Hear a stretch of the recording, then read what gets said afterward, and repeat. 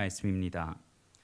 제가 가지고 있는 성경 신약 성경 5면 마태복음 4장 18절부터 22절까지의 말씀입니다. 우리 마태복음 4장 18절부터 22절까지의 말씀을 한 절씩 교독하고 마지막 22절 말씀은 다 함께 읽겠습니다. 저부터 읽습니다.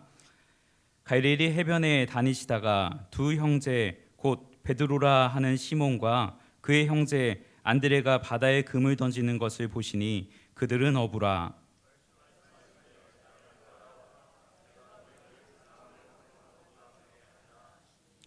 그들이 곧 그물을 버려두고 예수를 따르니라.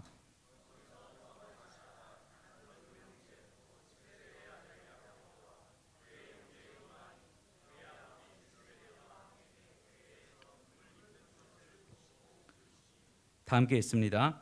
그들이 곧 배와 아버지를 버려두고 예수를 따르니라. 이 말씀은 하나님의 말씀입니다. 이 자리에 오신 여러분 환영합니다. 주님의 이름으로 문안드립니다. 안녕하십니까?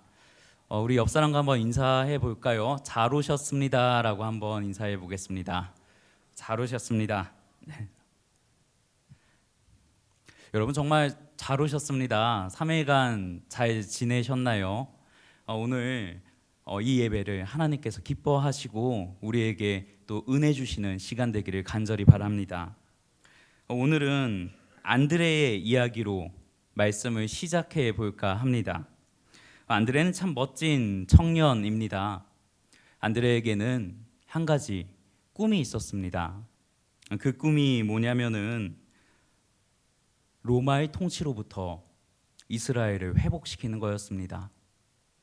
우리가 로마의 식민지로 로마의 지배하에 살고 있지만 주님께서 모세와 같은 선지자를 우리에게 보내주셔서 이스라엘을 다시 회복시킬 거야.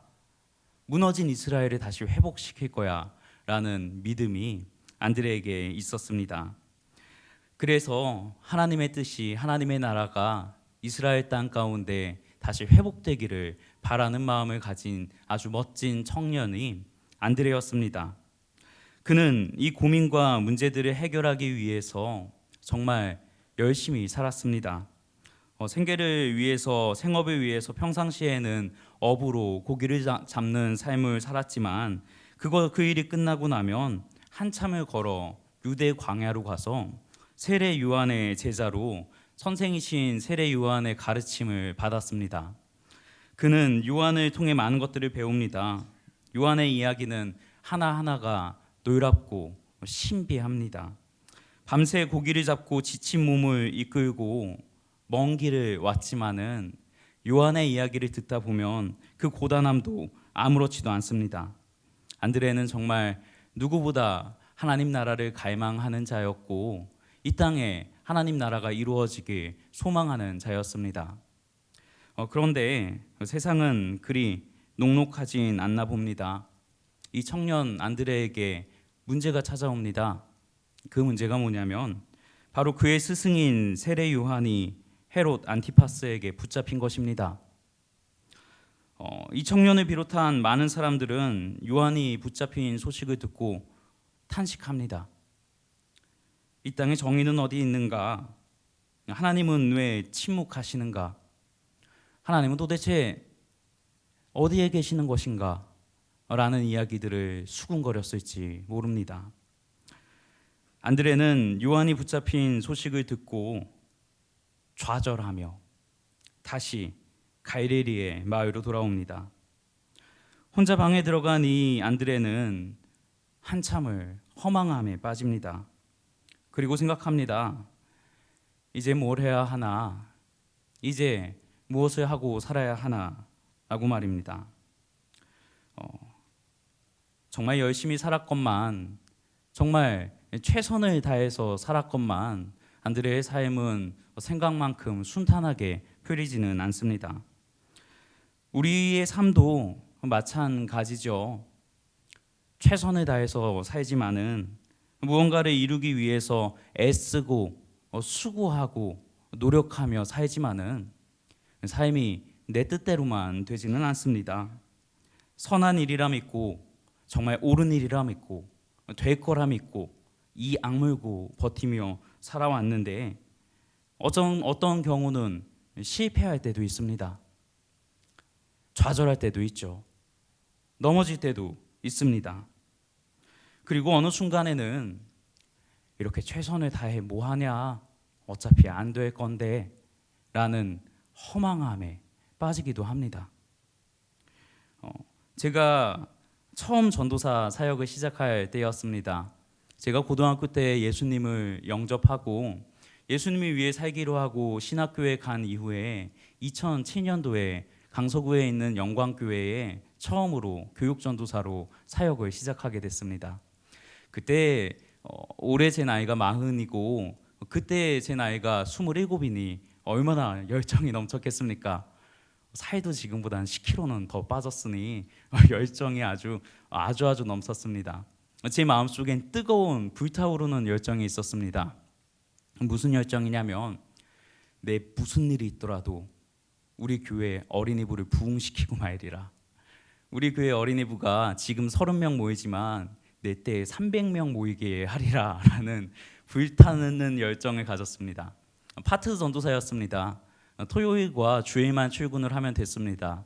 수요일과 금요일은 그냥 알아서 선택적으로 가면 됐었습니다. 그럼에도 불구하고 일주일 중에 가능하면 매일마다 교회를 갔습니다.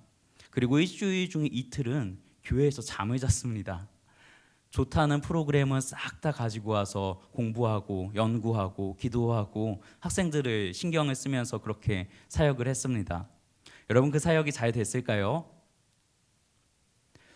애매하죠. 잘 됐을 것 같기도 한데 잘 됐으면 말 안 했을 것 같기도 하고 좀 애매하죠. 사역은 즐거웠습니다. 아이들도 모두 즐거워했고 선생님들도 아주 너무너무 행복하게 사역을 했습니다. 그런데 아이들의 수가 안 느는 겁니다. 32명, 이게 무슨 못이라도 딱 박아놓은 것 마냥 아무리 애를 써도 32명입니다. 이번 주에 정말 애써서 3명 전도에 오면 3명이 결석합니다. 3명 결석해서 마음이 속상해가지고 어떡하냐 하고 발을 동동 구르고 있으면은 또 어디선가 또 3명이 옵니다. 그래서 어떻게든지 32명이 맞춰지는데 얼마나 속이 상했는지 모릅니다. 사역을 시작한 후에 1년이 넘었을까요? 제 마음에 불현듯 허무함이 찾아왔습니다. 애쓰면 뭐하나 되지도 않는 걸, 수고하면 뭐하나 내 생각대로 되지가 않는 걸 하는 마음이 아주 어린 신참내기 새내기 전도사에게 찾아온 겁니다. 아이들 수가 부흥하기는커녕 그냥 그대로이니 내 노력했던 것들 말짱 헛거구나, 괜히 수고하고 애썼네 하는 허망함이 들어온 것입니다. 얼마나 마음이 허망했던지 기도도 안 나오더랍니다. 기도하려고 앉았는데 기도가 나오지 않는 것입니다. 여러분 우리 모두는 이럴 때가 있죠.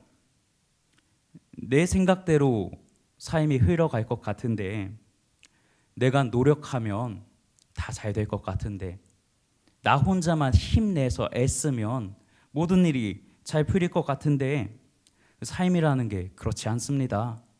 삶이라는 게 정말 기가 막힌 녀석이어서 아무리 애써도 잡히지 않는 게 또한 삶이고, 어느 때는 딱 손에 놓아버리니 손에 잡히는 것이 또한 삶입니다.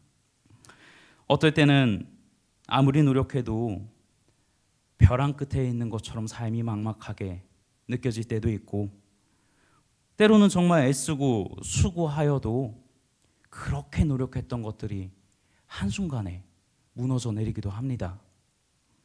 예를 들면 갑작스럽게 가까운 가족에게 찾아온 질병 같은 것들이 그렇습니다. 예를 들면 사업 중에 갑자기 찾아온 물질적인 어려움이 그렇습니다. 불어오는 풍파에 삶이 이리저리 한바탕 흔들리고 나면 내가 삶을 여기까지 이끌어왔다라고 여태까지 믿었었는데 내가 애써서 내 삶을 여기까지 이끌어왔지라고 믿었었는데 그렇게 삶이 한바탕 흔들리고 나면 문득 깨닫게 됩니다.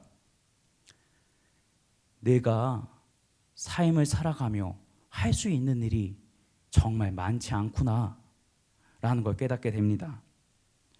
삶이라는 거인 앞에서 사실은 내가 할 수 있는 건 그다지 많지 않구나 라는 걸 깨닫게 되는 것입니다.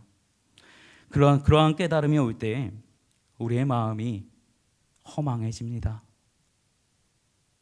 모든 것이 의미가 없다라고 느껴집니다. 마치 오늘 본문에 안드레와 같은 마음일지 모릅니다. 다시 안드레의 이야기로 돌아가 보겠습니다. 애쓰고 수고한 삶을 살아온 안드레는 그의 스승 세례 요한이 붙잡혔다라는 이야기를 듣습니다. 그의 마음은 허망해집니다. 세례 요한을 기점으로 해서 이스라엘이 다시 하나로 뭉쳐 로마에 대항해야 할 것인데 이렇게 허망하게 붙잡혀 버렸으니 이제 나는 뭘 해야 되나라는 마음에 휩싸였을 것입니다. 혼란스러운 마음을 뒤로하고 안드레는 그의 형제 베드로와 함께 갈릴리 해변으로 갑니다. 고기를 잡기 위해서죠. 한바탕 땀을 흘리며 고기를 잡는데 저기 먼 곳에서 한 사람이 걸어오는 모습을 보게 됩니다. 그 모습을 자세히 보니 자신의 스승인 세례 요한이 메시아, 우리의 구원자라고 불렀던 예수 그리스도십니다. 예수님은 안드레 앞에 섭니다. 안드레와 예수님이 눈이 마주쳤을지 모릅니다. 예수님은 안드레를 바라보며 밑도 끝도 없이 이리 말씀하십니다. 나를 따르라. 나를 따르라. 나를 따르라 라고 말입니다. 그 말에 안드레의 마음은 뜨겁게 달아오르는 것을 느낍니다. 그는 느낄 수 있었습니다. 그다. 우리를 구원할 자다. 우리를 구원할 분이시다 라는 것을 깨닫게 됩니다. 그의 마음은 다시금 뜨겁게 불타오르게 됩니다. 여러분, 저는 그 1년 동안의 전도사 사역 이후에 허망함에 빠졌었습니다. 마치 이제 28 된 전도사가 세상 다 산 늙은 노인 마냥 축 늘어져서 만사가 귀찮아서 이제 교사 회의도 안 하고 그냥 다 선생님들 마음대로 하십시오 라고 말하며 사역에 귀찮아했습니다. 그러던 어느 날 주일에 예배가 끝나고 불이 꺼진 예배당에 혼자 앉아서 기도도 하지 않았습니다. 그냥 혼자 앉아서 멍하니 있는데 저도 모르게 하나님의 이름이 부르짖었습니다. 하나님의 이름을 저도 모르게 부르고 있었습니다. 한참을 그렇게 불 꺼진 예배당에 혼자 앉아 있는데 하나님께서 제 마음을 위로해 주심이 느껴졌습니다. 하나님 제 마음에 찾아오셔서 제 마음속에 이리 말씀하셨습니다. 내게로 와라. 내게로 와라. 라고 말입니다. 그 마음이 얼마나 위로가 되었는지 모릅니다. 그 마음이 얼마나 제 마음을 평안하게 하였는지 모릅니다. 여러분, 우리는 누구나 살며 한 번쯤은 내 힘으로 감당할 수 없는 어려운 순간에 부딪혀 본 적이 있을 겁니다. 아무리 애를 써도 넘어설 수 없는 벽을 만난 적이 있을 것입니다. 그때의 사람들의 반응은 대체로 두 가지입니다. 첫째는 포기하는 겁니다. 허망함에 빠지는 것입니다. 삶이 다 그렇지 라며 세상 욕하며 불평불만만 하는 겁니다. 또 다른 경우는 나는 죽어도 내 주먹만을 믿겠다 하면서 발버둥 치는 사람도 있을지 모릅니다. 어떻게든 그 어려움을 극복하려고 애쓰고 수고하고 노력하는 사람이 있을 것입니다. 그런데 오늘 본문에서 예수님께서는 새로운 방법을 우리에게 알려주십니다. 그 방법이 뭐냐면 내게로 오라. 내게로 와라. 하나님의 이름을 붙잡으라는 방법입니다. 하나님께 나아가라고 이야기하는 것입니다. 하나님께 돌아가라고 이야기하는 것입니다. 오늘 본문에서 예수님은 제자들을 직접 찾아갑니다. 그리고 그들을 부르시죠. 나를 따르라, 내게로 오라 라고 말입니다. 제자들은 예수님의 그 부름에 응답합니다. 그리고 그 부르심은 오늘 이 시간 지금 우리에게도 적용됩니다. 여러분, 우리가 이 자리에 나와서 보이지 않는 하나님을 믿으며 만질 수 없는 하나님을 사랑한다고 고백하는 이유는 무엇입니까? 여러분의 의가 좋기 때문입니까? 여러분의 지혜가 뛰어나기 때문입니까? 우리가 하나님의 이름을 부를 수 있는 것은, 우리 하나님을 아바, 아버지라 부를 수 있는 것은 주님이 우리를 부르셨기 때문입니다. 그 부르심은 지금 이 순간 우리에게도 적용된다라는 것입니다. 여러분, 하나님은 지금도 우리를 부르십니다. 내게로 오라, 내게로 돌아오라, 다시 말씀 앞으로, 다시 복음 앞으로 돌아와라, 나를 따르라 라고 말입니다. 하나님의 부르심에는 위로함이 있습니다.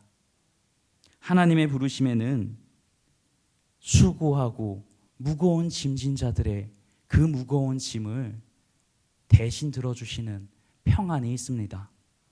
하나님의 부르심에는 쉼이 있습니다. 하나님의 부르심에는 평안이 있습니다. 그러니 여러분, 하나님의 부르심에 순종하며 주님 따라가야지요. 다 그 부르심에 순종하여 네 주님, 제가 주님을 따르겠습니다 하셔야죠. 우리 모두는 다 하나님의 부르심 앞에 순종하며 주님을 따라가야 할 것입니다. 여러분, 그렇다면 우리는 어떻게 주님의 부르심에 순종하며 나갈 수 있을까요? 오늘은 오늘 본문을 통해 두 가지 은혜를 나누고자 합니다. 첫째로, 우리가 하나님의 부르심에 따라가기 위해서는 우리는 모두 살리는 사람이 되어야 합니다. 우리는 종종 하나님이 우리를 부르셨다, 하나님의 부르심이라고 하면 이렇게 생각하곤 합니다. 하나님의 부르심이란 목회자를 말하는 거겠지, 아니면 어떤 특정한 선교사를 말하는 거겠지.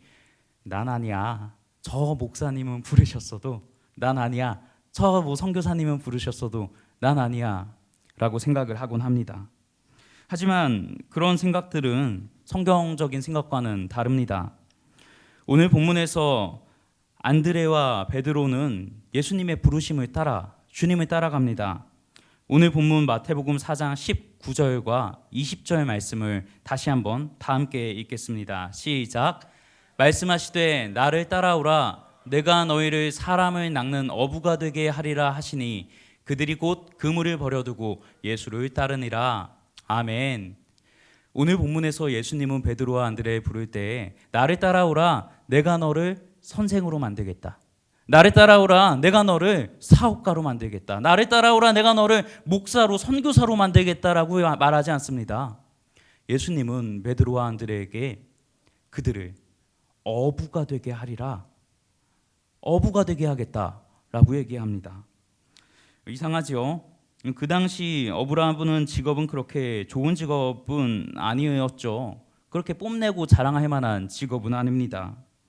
이 땅에 메시아로 오신 예수 그리스도를 따르는 제자에게 어부가 되라니요, 뭔가 앞뒤가 안 맞는 말인 것 같습니다. 메시아인 예수 그리스도를 따라가면 새로운 삶을 살아야지요. 그런데 어부라니요, 뭔가 좀 이상합니다. 그런데 오늘 예수님은 제자들에게 어부가 될 것이다 라고 이야기를 합니다. 어부가 될 것이다 라고 얘기를 합니다. 예수님은 제자들에게 이렇게 얘기를 합니다. 나를 따르라. 하지만 그래도 넌 여전히 어부야. 그런데 그냥 어부가 아니라, 넌 고기를 잡는 어부가 아니라 사람을 낚는 어부가 될 거야. 사람을 살리는 어부가 될 거야. 사람을 살리는 어부, 사람을 낚는 어부가 될 거다라고 얘기를 하는 것입니다. 여러분, 부르심에 순종하는 삶이란 우리 모두가 선교사, 목회자가 될 것을 이야기하진 않습니다. 하나님은 어부인 안드레와 베드로를 사람을 낚는 어부로 부르십니다. 같은 어부지만 목적이 다릅니다. 이전에는 물고기 잡아서 내 한 몸, 우리 가족들 잘 먹고 잘 살자고 물고기를 잡는 어부였다면 이제는 사람을 살리는 어부로서 살아가라 라는 새로운 사명을 부여받은 것입니다. 같은 어부지만 그 목적이 다른 것입니다. 하나님을 위해 사는 어부가 되는 것입니다. 사람을 살리는 어부가 되는 것입니다. 여러분, 부르심에 순종하는 첫 번째 방법은 내가 있는 바로 그 자리에서 살리는 사람이 되어야 합니다. 여러분, 혹시 자영업을 하십니까? 사람을 살리는 사장님이 되십시오. 여러분, 혹시 누군가의 어머니이십니까? 사람을 살리는 어머니가 되십시오. 여러분, 어디선가 일을 하고 있는 직장인이십니까? 사람을 살리는 직장인이 되십시오. 저 역시 교회 성도의 수를 늘리고 경상비를 올리는 목사가 아닌 사람을 살리는 목사가 되어야 할 것입니다. 우리 모두는 살리는 사역에 부름받았습니다. 우리는 모두 살리는 사명에 부름을 받은 자들입니다. 그러니 여러분, 하나님이 나를 부르셨다. 하나님이 내 인생은 그저 이 세상에 내동댕이 쳐진 존재가 아니고 하나님이 나를 만드시고 부르시고 보내셨다라는 것을 믿는다면 우리는 각자의 위치에서 살리는 사역을 감당해야 될 것입니다.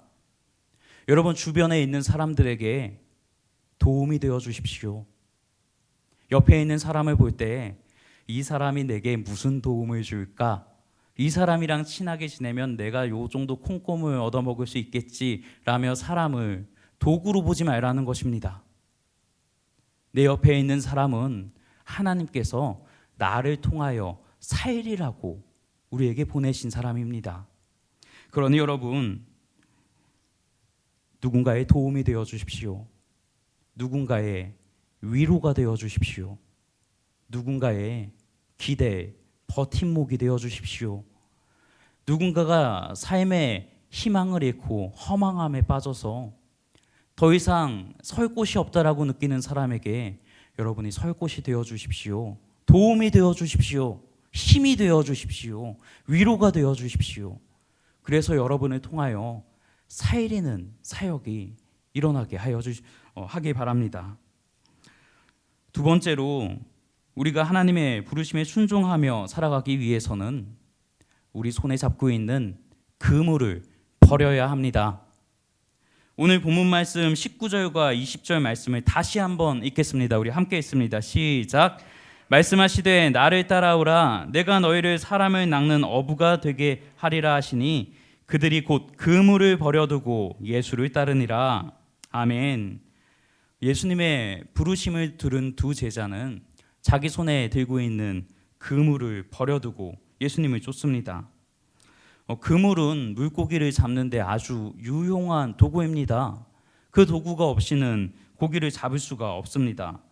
어부로서 가장 필요한 물건이 무엇이냐 하면 그물이겠죠. 그런데 예수 그리스도께서는 제자들을 사람을 낚는 어부로 부르셨는데 그들은 그물을 버려두고 예수님을 쫓습니다. 그물을 버려두고 예수님만 따르는 것입니다. 세상의 유용한 방법들, 세상적으로 성공할 수 있는 수단들을 내려놓고 주님만 따르는 것입니다. 여러분, 하나님의 부르심에 순종한다는 것은 세상의 가치가 아니라 하나님의 가치대로 살겠다라고 다짐하는 것입니다. 세상은 우리를 쉼없이 유혹합니다. 우리의 욕망을 자극하죠. 그리고 우리의 욕망을 확대시킵니다. 발터 베냐민이라는 독일의 철학자는 돈은 우리에게 유사 전능성을 준다라고 말을 합니다. 그 말이 뭐냐면 돈이 많이 있으면 전능해진 것 같은 느낌을 준다는 겁니다. 여러분, 그 말에 동의하십니까? 얼핏 생각해 보면 그 말이 참 맞습니다. 제게 만약에 돈이 많다면 누군가를 고용해서 그 사람에게 이리 해라 하면 그 사람이 이리 하겠죠. 또 제게 돈이 많다면 누군가를 고용해서 야 저리 해 하면 그 사람이 저리 행동을 하겠죠. 돈이 많다면 아무것도 없는 땅에 건물을 지을 수도 있을 겁니다. 돈이 많다면 시간을 살 수도 있을 것이고, 돈이 많다면 여행을 살 수도 있을 것입니다. 그런 의미로 본다면 발터 베냐민의 돈은 우리에게 유사 전능성을 준다라는 말은 얼핏 맞는 말이라고 보여집니다. 그러나 그 말은 이렇게도 말할 수 있습니다. 돈이 우리에게 유사 전능성을 준다면, 그렇다면 돈을 많이 벌고 싶어 하는 우리의 욕망은, 부자가 되고 싶어 하는 우리의 욕망은 어쩌면 하나님과 같이 되어라 라는 뱀의 유혹과 일치할지도 모릅니다. 하나님과 같이 전능함을 너가 누리며 살아라 라는 세상의 유혹일지도 모릅니다.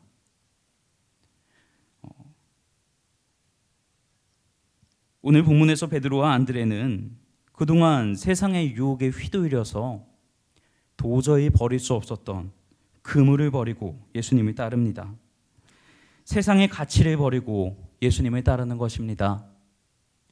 돈보다, 명예보다, 권력보다, 건강보다도 주님이 더 귀합니다. 정말로 주님이 더 귀합니다.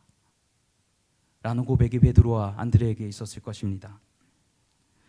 세상 어떤 것을 준다 하더라도, 세상에 100만금을 준다 하더라도, 내 몸에 약한 육신의 건강함을 준다 하더라도 난 결코 주님을 바꾸지 않겠습니다. 나는 오직 여호와 하나님만 섬기겠습니다. 라는 고백이 그물을 버려두고 예수 그리스도를 따르는 제자들의 결심이었을지 모릅니다. 여러분, 찬송가 98장을 보면 주 예수보다 더 귀한 것은 없네 라는 찬송가가 있습니다. 98장이 아니고 94장입니다. 그 찬양의 가사가 하나님을 향한 절절한 하나님, 그 저자의 사랑을 어찌나 잘 표현하고 있는지 모릅니다. 제가 찬송가 94장의 가사를 읽어드리겠습니다. 주 예수보다 더 귀한 것은 없네.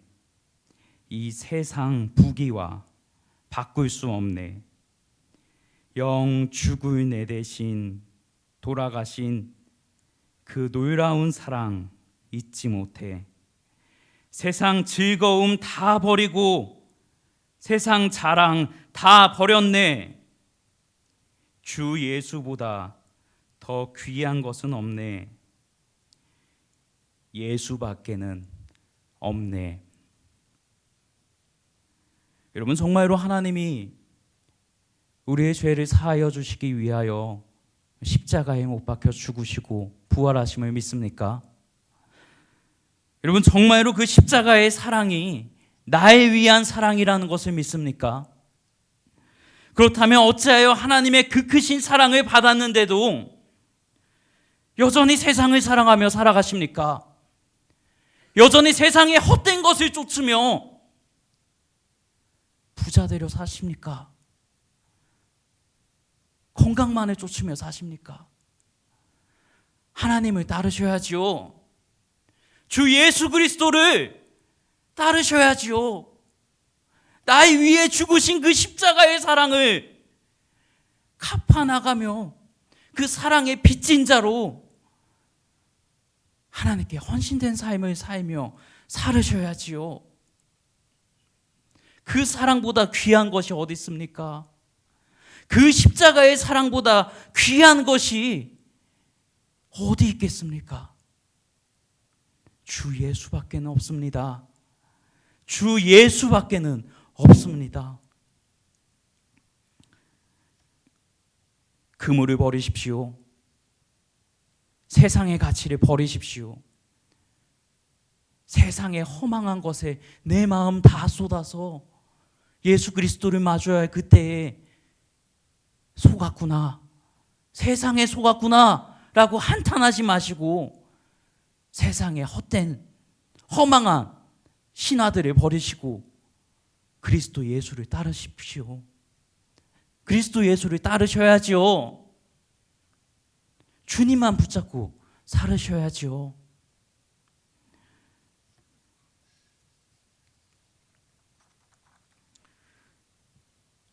저는 28의 나이에 그 허망한 가운데 하나님의 큰 위로를 경험했습니다. 하나님의 위로를 경험한 그날 이후 제 삶은 완전히 뒤바뀌었을까요? 그렇지 않습니다. 여전히 사역 가운데 어려움이 있습니다. 코로나가 창궐하는 시기에 교회 개척을 하며 어려움을 겪었고, 카페 교회를 운영하며 큰 절망을 맛보기도 했습니다. 여전히 제 삶은 제 생각과 같지 않습니다.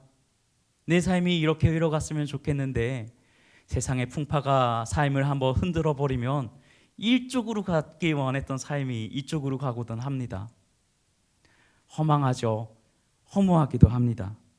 하지만 그럼에도 불구하고 제 내면은 더욱 든든해졌습니다. 제 삶이 생각대로 흘러가지 않는다 하더라도, 내 삶이 내 마음과 같지 않다 하더라도 제 안에 든든한 믿음이 있기 때문입니다.